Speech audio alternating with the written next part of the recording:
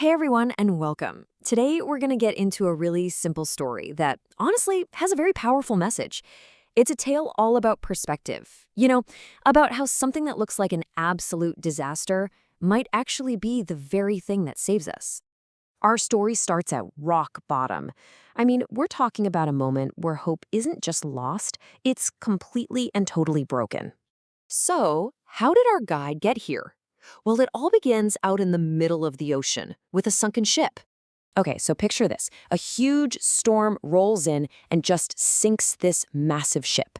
Everyone on board is gone except for one man. He manages to wash ashore on a deserted island. There's nobody, not a soul in sight. He's the only one left, but he's completely, terrifyingly alone.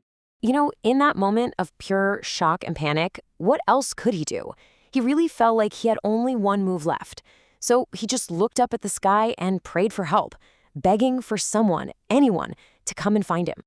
But as the days dragged on, that initial faith started to wear thin, and he was heading toward what really felt like the end of all hope. You can really see his whole mindset change over time here. On day one, it was all prayer all the time. But just a few days later, with nothing but silence, that hope started to fade. He stopped praying. And then, 20 days in, he'd completely given up on being rescued and just started to build a new life for himself, right there on the island. Yeah, he finally accepted it. He wasn't going to be saved. So he stopped staring out at the ocean waiting for a ship and started looking at what was right in front of him. He got to work gathering wood to build a little hut, figured out how to get coconuts for food, and even taught himself to fish. He wasn't just a victim anymore. He was a survivor, building a life from nothing. But, of course, just when he'd managed to create this little slice of survival for himself, disaster strikes again. His new home, it was about to turn to ash. Just think about that for a second. 20 days of backbreaking work. This little hut was way more than just a shelter. It was his proof of life, a symbol that he could still make it, that he had some control. It was everything. So imagine him. He's out for the day, doing his thing, finding food to survive. He's making his way back to his little home, probably feeling tired, but looking forward to that tiny piece of comfort he'd built for himself. And when he gets there, it's gone. Just gone.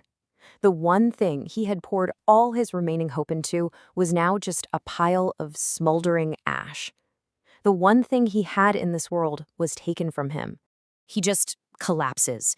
He looks up at the sky, but this time he's not praying. He is screaming with pure rage and despair. I asked for help and you gave me nothing. I built a home with my own two hands and you burned that too. He spent that whole night just cursing his fate, feeling completely and utterly betrayed by the universe. But this awful moment, this cloud of smoke that represented total loss, was about to become something completely different. It was about to become a signal. So the next morning, he wakes up totally defeated and sees something that just seems impossible. Right there, anchored off the coast, is a massive ship. He's been saved. He literally cannot believe what he's seeing. He scrambles down to the shore, they bring him on board, and he's just overwhelmed. Through his relief, he looks at the captain and asks, "How did you find me? How did you possibly know I was here? I didn't have a signal, I had nothing." And the captain just looks at him and says, "We saw your smoke signal." Can you imagine? In that 1 second, it all clicked. The fire that he thought was the worst thing that could ever happen, the absolute end of the line, that was the very thing that saved him. The smoke from his burning home was the signal that guided that ship right to him. Now, this isn't just a cool survival story. There's a much bigger idea packed in here that really applies to all of us. And it's a lesson in trust. We've all been there, right? You make plans, you work your tail off for something, and then it all just falls apart. The project fails, you don't get the job, our relationship ends, our patience is gone, our hope is shattered, and it's just so easy to shake our fists at the sky and feel like the world is against us. But this story, it gives us another way to see things. When everything goes wrong and we feel totally lost, it's easy to think it's over. But what if it's just part of a bigger picture we can't see yet? Here's the real takeaway. Sometimes, one door has to slam shut right in our face, and yeah, it hurts. But maybe that has to happen before the next door, the one we were really meant for, can even open. So the next time you feel like your world is going up in flames, maybe ask yourself this.